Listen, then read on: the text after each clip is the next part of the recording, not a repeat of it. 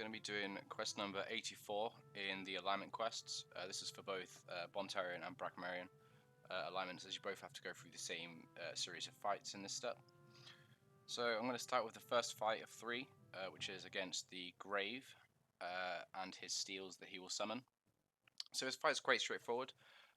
In order to win the fight and make the boss or the Grave vulnerable, all you need to do is end your turn next to each of the steels, and then simply end your turn next to the tomb, as we'll see. So the boss does summon monsters, so this imprudent adventurer and a few ghosts.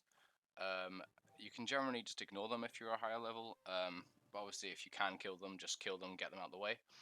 But you should definitely focus on just finishing next to the steels, as you can see. So I finished next to the first one. I'm now gonna... oh, I forgot I don't have my class boots on, so I tried to use my glyph. When I use my class boots, it doesn't have line of sight on my glyph, so that was a noob mistake. So we need to finish next to each of the steels. I'm just making sure I'm not taking any damage.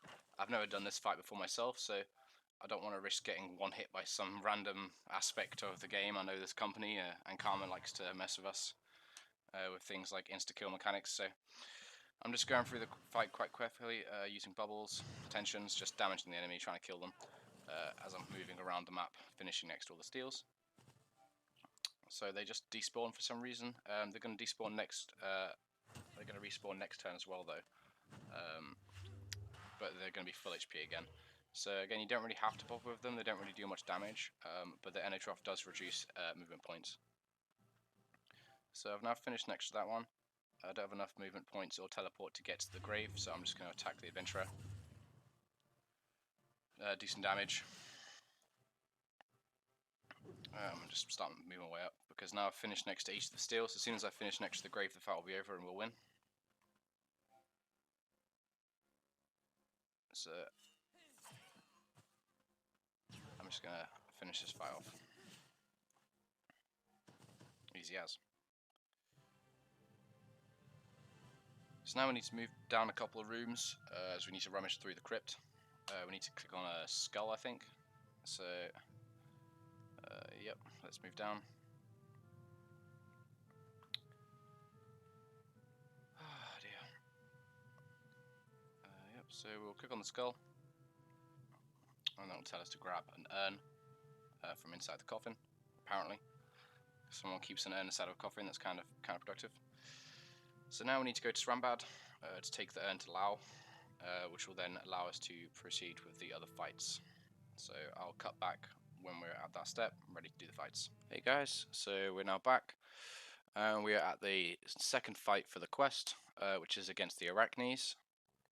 This is what I wanted to focus the video on mostly, as I know that this is the step that a lot of people struggle with most. There is a very simple way to do this, but it will require resetting a few times. I've never done this fight myself, this is my first time doing it, but I have read on the guides the different strategies and stuff that people tend to take. So we need some Arachne elixirs, which you can see I've used one. I bought a stack of 20, as I wasn't sure how many tries this would take me, and you have to use one each time you come back in after you fail. So I'll go over the spells throughout the fight, but the most important thing that we're looking for is a very specific spawn. We want the gargantulas, the beefcake spiders, very big. We want them to be on the left side of the map. So right here they're in the middle, which is really less than ideal. It means that they're going to be able to get to you by about turn 4, and you're just going to get trapped and just annihilated. They have 3 movement points, and they deal more damage than any of the spiders. So yeah, we kind of want them to be in those back 3 left cells there in order to make this fight really kind of possible. We want to get to the blue cell at the top of the screen. The way we kind of want to get there is by skirting around the right side of the map, hugging the wall all the way, just to keep as much distance between us and the spiders as we possibly can. I don't have quite high expectations for this fight, purely because of where the beefcake spawned, but I'm going to give it a go just to kind of show how the spells work and what we can do. So we have the full movement, the +2 MP spell which I used last turn, which makes us unlockable and also gives us an extra damage in the following turn, and obviously gives us the 2 movement points on the current turn. We also have the Arachnee egg, which we kind of use as a distraction. I've just used it here to make sure that the spider is actually going to go for it instead of just ignoring it and trying to pin me down, because I knew that it was in range. So here I know that I'm already stuck and I've already lost the fight. but I'm kind of just going for it anyway, just to see where all the other spiders end up. So you also have a neutral steel spell, which deals a variety of damage. It can deal up to 4 damage, I think, with the damage buff, and obviously returns half the damage you do. So this is I've already given up here. I know this is a loss, so I will cut back to when I actually succeed in this fight. Hey guys, so we're back after about 5 or 6 tries. We have the perfect spawn that you want. We have the spiders on the left side, the beefcakes. This is honestly ideal, as they are not going to reach me for at least another turn, which is kind of what we want, as we want to be moving on the right side. So the further left they are, the much more freedom we have to move in the early stages of the fight, and it just makes the whole fight a lot easier and honestly just possible. So I'm going to start the fight the same way as I did last time, and use my 2 MP spell and skirt around the right at the bottom side of the map, and I'm going to be moving up the right side towards the blue glyph. So I'm now going to put an egg right at the bottom in hopes that it's going to distract one of the beefcakes, so they both don't try and pile on me at the same time. But I'm not sure if it's going to work or not, because both me and the egg are going to be the same amount of cells away from the spider. So I imagine they're both just going to go for me anyway, but it was worth a shot.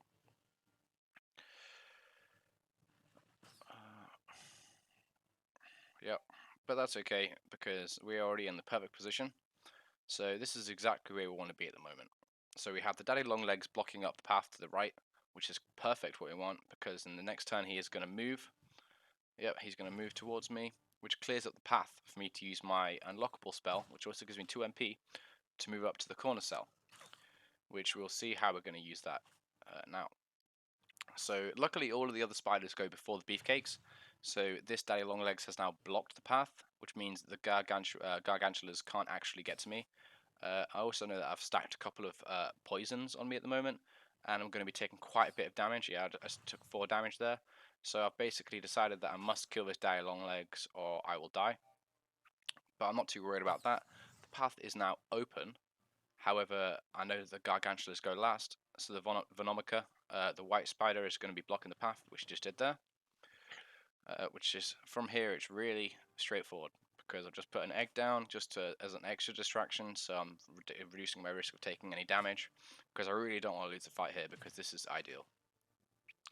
So now they're closing in on me, but I have my spell back, and there's no way that they're going to touch me. Like, I am I'm on the path to victory right now. I'm quite happy about it. It did take me a few tries, but it was mostly resetting, because obviously I wanted the beefcakes on the left-hand side of the map, and it took me a few tries. So that's the basic strategy for doing this fight. It really does rely on where they spawn rather than how it's actually done. I think from all the guides I've seen, I'm pretty sure that there's only really one way to kind of go about doing this. So the last and final fight is against the Lensmen. There are 3 mobs and 1 egg. We're still in spider form. We have the same spells as last fight. And the kind of way we're going to deal about this is we want to go up the left side of the map, ideally, which kind of makes us reliant on the egg spawning on the left side, as it doesn't do anything. And oh, that's perfect. So this is my first try, and the egg is exactly where I want it to be. So if the egg is here, it means there's going to be no mobs on the left side of the map, which is the path that we're going to be trying to take. So if the mobs are all on the right side, it makes us a lot easier, as we're going to start moving around the right side of the map to bring them all to the right, and then we're going to work our way left. So we want to get to these 2 cells up here, which is the destination goal. So we have the 2 blue cells like last time. There is 2 of them this time for some reason. So yeah, we're going to start by using our +2 MP, and we want to be getting to here. So this orange glyph, I'm not sure if you can see it in tactical, it makes us invulnerable and unlockable.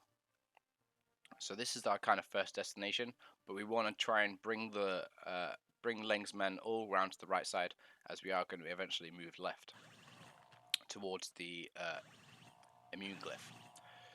So now they're kind of where we want them to be. I would like them to be a little further to the right, but it's not too much of a worry. I'm going to try and use an egg to try and bring them in, to try and like distract them, but they don't themselves do any damage, because they do their damages with their glyphs. The blue glyph is an insta-kill. If they finish next to you and use their blue glyph, you will die on your turn. Whereas the yellow and white glyph, the flask, it just does 2 damage, so it's less of a threat. So I'm kind of stuck here, I think, because the Secretarian can actually block me in.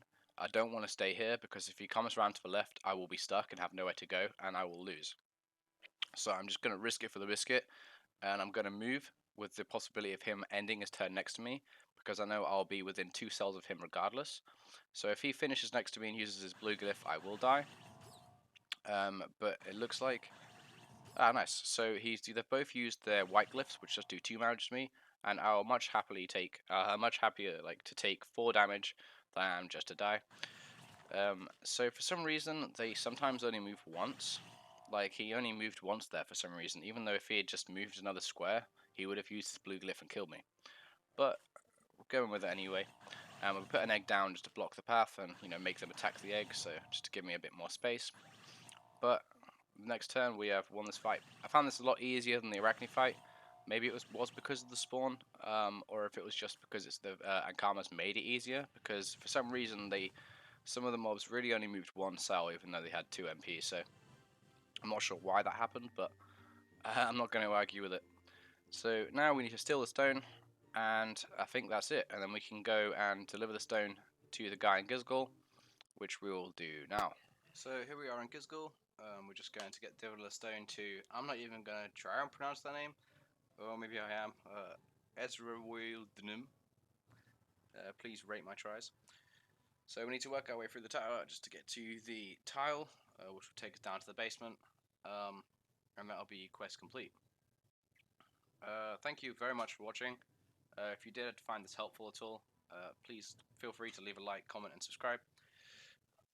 And yeah, stay subscribed for all future content. I'm going to be doing a bunch of fights, I think, for various quests or difficult dungeons, but this is kind of just a side project for me. I'm just kind of enjoying making some videos as I've kind of gotten back into DOFUS recently.